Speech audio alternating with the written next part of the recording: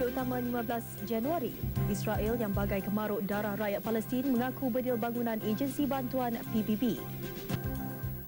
Call all world leaders to stop the conflict in Gaza now.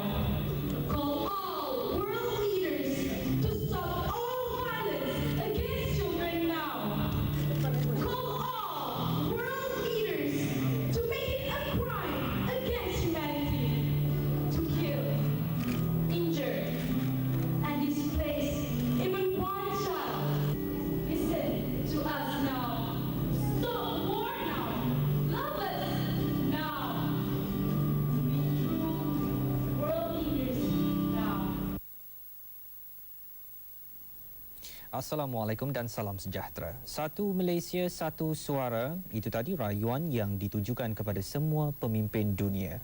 Surat terbuka itu membawa harapan kanak-kanak Malaysia yang bersatu dalam satu suara dengan kanak-kanak seluruh dunia yang mahu pembunuhan kejam rakan sebaya mereka di Gaza oleh rejim Zionis ditamatkan. Surat terbuka ini kemudian diserahkan sekumpulan kanak-kanak kepada Timbalan Perdana Menteri dalam satu majlis di Subang Jaya, Selangor. Children of Malaysia, speaking in one. To convey this message that war is very nasty, ugly and brutal. And in any conflict, the civilians will be the ones who will get the brunt of it, who have to face the brunt of it. And it is important for us to educate our children to reject violence and conflict. Operasi ketenteraan Israel ke Gaza kini masuk hari ke-20. Kereta kebal tentera rejim dilapor melepaskan bedilan ke arah 3 bangunan tinggi di pinggir Gaza City.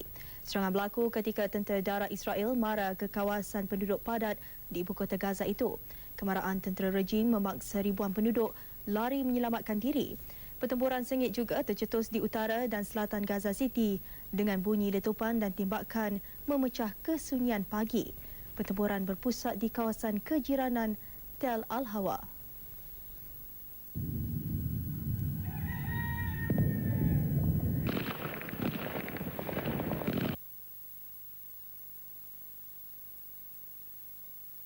Senjata berat melakukan pencerobohan lebih dalam ke Gaza City untuk memburu pejuang Hamas.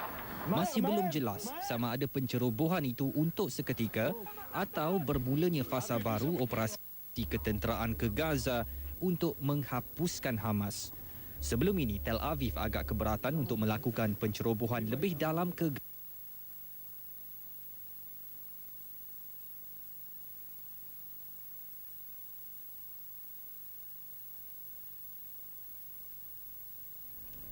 Kami memohon maaf atas kesilapan teknikal yang berlaku. Untuk perkembangan operasi ketenteraan Israel di Gaza, kita bersama wartawan bebas Nasir Al-Najjar di Gaza City. While Hamas accepted the Egyptian ceasefire proposal, dozens of the Israeli tanks have entered the Tal Al-Hawa neighborhood in the southern side of Gaza City. Around 70 targets Israeli airstrikes struck yesterday in Gaza Strip, including a mosque and a hospital. On the other hand, Israel announced that 17 rockets were launched towards Israel and 11 of its soldiers were injured. The UN spokesman in Gaza, Adnan Abu Hasna, said that they will stop their aid today because of the dangerous situation that their employees are living.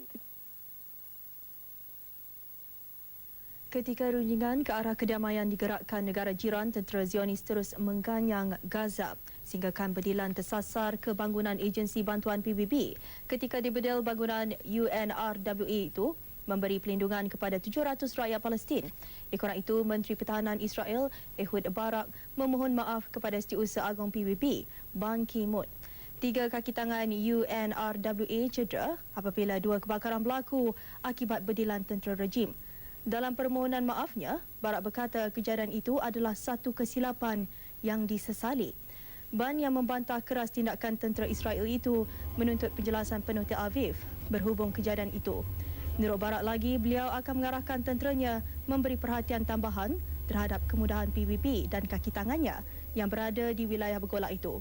Barak juga memberi jaminan perkara sama tidak akan berulang Jurucakap UNRWA, Christopher Ganes berkata, berdilan ke atas pejabat itu membuat pergerakan kenderaan PBB digantung seketika. Letupan turut menggegarkan blok bangunan yang menempatkan agensi berita Reuters dan beberapa pertubuhan media lain. Serangan mengakibatkan seorang wartawan stesen televisyen Abu Dhabi cedera.